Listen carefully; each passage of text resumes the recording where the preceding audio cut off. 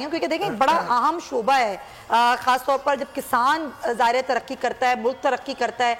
आपने कहा ना अब हमारे वे आउट क्या है, वे ऑफ क्या है, हम सोल्यूशंस पे बात कर रहे हैं कि सोल्यूशंस क्या हैं, तो क्या हो सकते हैं। खालिद खोखर साहब, ज़ाहिर स्टैंड बाय अरेंजमेंट हो गया, $3 अरब आ जाएंगे, पहली किस्त जारी हो गई है, वज़ीर ख़ज़ाना ने बताया।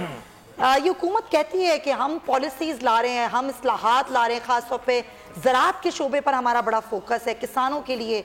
क्या आपको लगता है वाकई हुकूमत की पॉलिसीज हैं इस तरह की, और अगर नहीं है तो क्या होनी चाहिए? देखें जी, इस वक्त कोई शक नहीं कि इस वक्त एग्रीकल्चर जो है ना वो तरजीह हुकूमती बल्कि रियासत की तरजीहात में है। और उसकी मेन वजह यह है कि जिस तरीके से हम अपनी आबादी बढ़ा रहे हैं कि हर साल आबादी में एक नया न्यूजीलैंड या सिंगापुर ऐड कर रहे हैं, लेकिन एग्रीकल्चर की ग्रोथ जो है हमारी वो नेगेटिव में जा रही थी।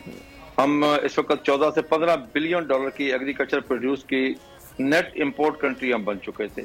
और अगर इस तरह की इस्लाहात ना की जाए, इस तरह के स्टेप ना उठाए जाए तो मुल्क का चलना बहुत मुश्किल था। तो मैं पूरी रियासत का ममनून हूँ कि उन्होंने, क्योंकि ये मुल्क मईशत की, हमारी पाकिस्तान की मईशत की रीढ़ की हड्डी ज़राअत है।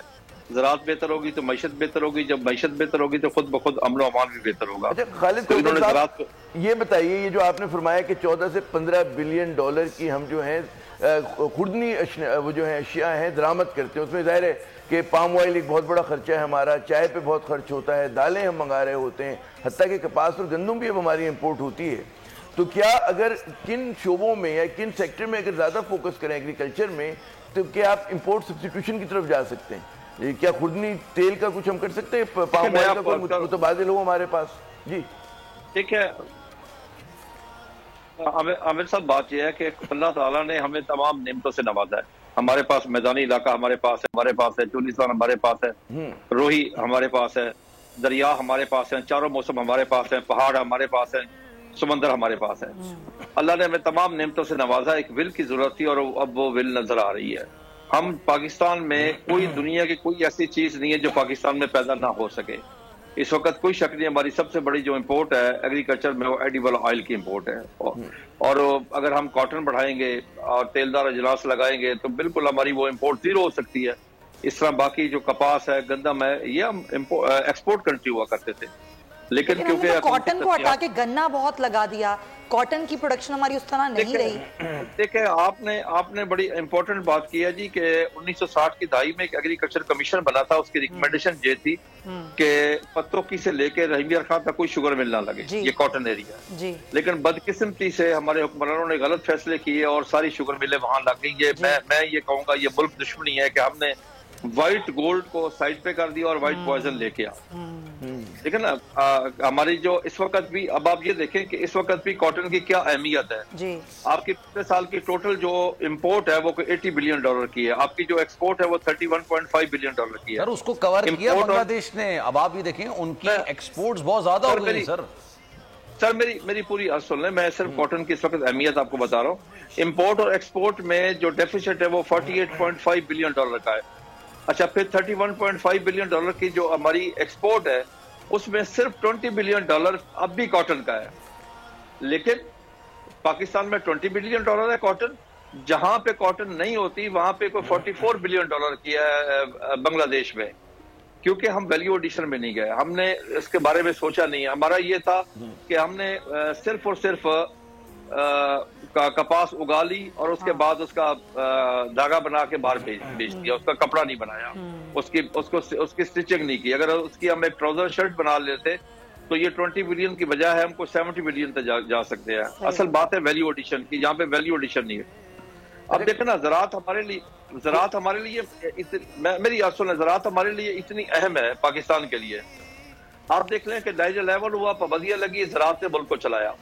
आपने एटमी धमाका किया, ज़राअत की वजह से मुल्क चलता रहा। आपने अस्करी इदारों ने 17 साल दहशतगर्दी के खिलाफ जंग लड़ी, अल्हम्दुलिल्लाह ज़राअत की वजह से, इस किसान की वजह से, अल्लाह की मेहरबानी से पाकिस्तान में कोई भूखा नहीं सोया। अगर कोविड-19 में 5-6 माह का लॉकडाउन हुआ है पाकिस्तान में, अल्हम्दुलिल्लाह कोई भूख से नहीं मरा, इस ज़राअत की वजह से, किसान की और अल्लाह ताला की मेहरबानी से। लेकिन अब आके जितनी हमने आबादी बढ़ा ली उस हिसाब से अब हमारी हर चीज बाहर से इम्पोर्ट होना शुरू हो गई। और कल को ये भी हो सकता है कि कभी हमें बाहर से गंदम ना मिले, कपास बाहर से ना मिले, दालें बाहर से ना मिले, चाय की पत्ती बाहर से ना मिले तो हम क्या करेंगे? تو اس لیے اس وقت ہمارے پاس کوئی 15 سے 18 ملین ایکڑ رقبہ خالی پڑا ہے، غیر آباد پڑا ہے، جس کو آباد کیا جا سکتا ہے۔